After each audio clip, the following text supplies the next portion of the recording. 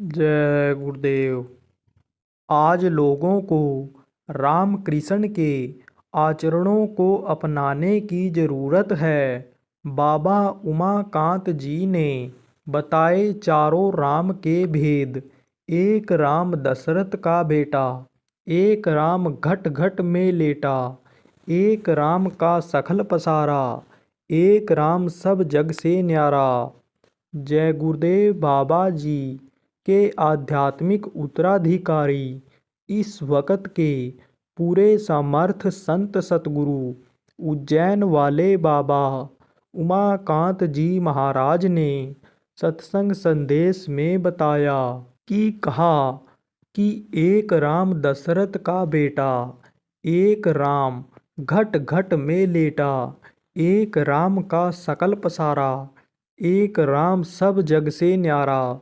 जिनको जानकारी नहीं है वह तो दशरथ के बेटे को राम मान लेते हैं।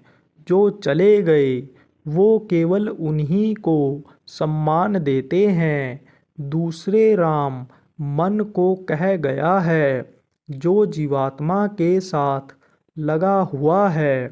तीसरा राम निरंजन भगवान जिनको ईश्वर खुदा गोड अपनी अपनी भाषा में लोगों ने कहा। चौथा राम सबके सिर सर्जनहार सतपुरुष हैं। उस राम से मिलाने वाले भेदी गुरु की खोज करो। मूर्ति फोटो पूजने से आपकी श्रद्धा भाव भक्ति के अनुसार लाभ तो मिल जाएगा, लेकिन जीवात्मा का कल्याण नहीं हो सकता। सबको गुरु की जरूरत पड़ी। रामकृष्ण दोनों ने विद्या गुरु अलग अलग विश्वामित्र और संदीपनी तथा आध्यात्मिक गुरु वशिष्ठ और सुप्त किए। कुछ न कुछ कर्म जान अनजान में सबके बनते हैं। उसको सफाई करना बहुत जरूरी होता है। इसलिए मन में आए अभाव को कर्म को काटने के लिए सत्संग सुनने, सेवा करने, साधना करने या गुरु भक्ति की बातें करने की आदत बराबर डालो। संत समर्थ सतगुरु की जरूरत है जो रास्ता बताकर जीवात्मा को उस मालिक तक पहुंचा दें, जन्म मरण से छुट्टी दिला दें। महापुरुषों का काम ही समझाने का होता है। अब तो उपदेश समझने वालों में ही गलत आदतें आ गई तो कैसे समझाएं। उदाहरण के लिए जो खुद नशेड़ी हो वह उपदेशक, कथावाचक, सत्संग करने वाला आदि दूसरों को नशे से दूर रहने के लिए कैसे कहे, तो उनके उपदेशों को बदल दिया लोगों ने और आसान इस तरह से कर दिया कि जन्माष्टमी मना लो, राम विवाह, रास लीला, रामलीला आदि मना लो, जगह जगह मंदिर बना दो, फूल पत्ती चढ़ा दो तो आसान हो गया। लेकिन उनके उपदेश को बताने की ज़रूरत है। उन्होंने जनहित के लिए क्या क्या काम किया, कितना त्याग किया, यह बताने की ज़रूरत है कि हम उनके वंशज हैं। हमको उनका अनुकरण करना चाहिए। उनके बताए हुए रास्ते पर हम चलेंगे। उनका बताया हुआ अच्छा काम हम करेंगे। आज केवल कृष्ण राम कथा चरित्र पढ़ने, केवल बाहरी क्रियाएं करने की बजाय राम कृष्ण के उपदेशों को लोगों को बताने, उनका अनुसरण करने की ज़रूरत है। विचार करो आज गम कैसे और लोग और सती, अनुसुईया, सावित्री जैसी बच्चियां क्यों नहीं बन पा रही। आजकल वेद न कोई पढ़ता है न कोई जानता है। आगे की जानकारी वेदों में भी नहीं है। गोस्वामी जी ने सबसे पहले लिखा। घट रामायण यानी जो अंदर घट में होता रहता है, मानस में जो राम का चरित्र हो रहा है, वो केवल लकीर के फकीर बने लोगों के विरोध की वजह से उन्होंने उसे गोपनीय कर दिया।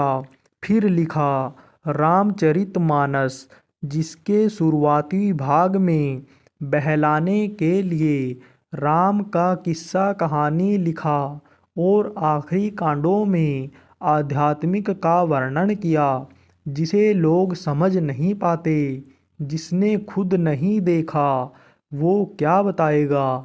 लोग किताबों में ही उलझे रह गए, जबकि वक्त के गुरु को खोजने उनके पास जाकर अपना कल्याण करने के लिए लिखा है। देखो इस समय राम भगवान की चर्चा देश और विदेशों में खूब हो रही है, लेकिन राम भगवान के बारे में जो उन्होंने लिखा कि वह भी नहीं समझ पाए। इतनी बड़ी महिमा नाम में है।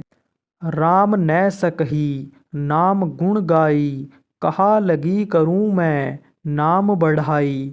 वह नाम जिसमें सब कुछ समाया हुआ है, जिससे सारे सृष्टि अंड पिंड ब्रह्मांड जुड़े हुए हैं, उसी नाम के बारे में उन्होंने कहा। कलयुग केवल नाम आधारा, सुमिर सुमिर नर उतरहि पारा।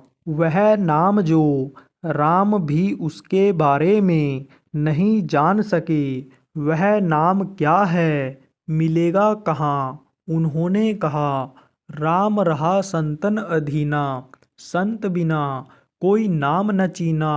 बगैर संत के नाम की पहचान नहीं हो सकती है। उनके अधीन जो नाम हुआ करता है, वही नाम समय समय पर संत आते हैं। यह जय गुरुदेव नाम किसी आदमी का नहीं, यह भगवान परमात्मा का नाम है। महापुरुष जब इस धरती पर आते हैं तो एक नाम को जगाते हैं। जैसे त्रेता में राम नाम, द्वापर में कृष्ण, कलयुग में कबीर साहब ने, सत साहब, नानक जी ने, वाहे गुरु शिव दयाल जी ने राधा स्वामी नाम जगाया। अभी जय गुरुदेव नाम प्रभु का गुरु महाराज द्वारा जगाया हुआ नाम है।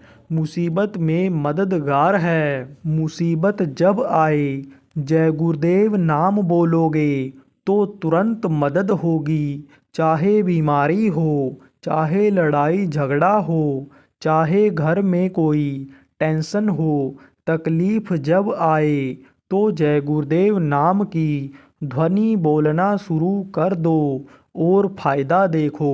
रामकृष्ण ने बहुत समझाया, मैं भी लगातार समझा रहा हूँ। नहीं समझ में आएगा तो विनाश अवश्य भावी है। जय गुरुदेव।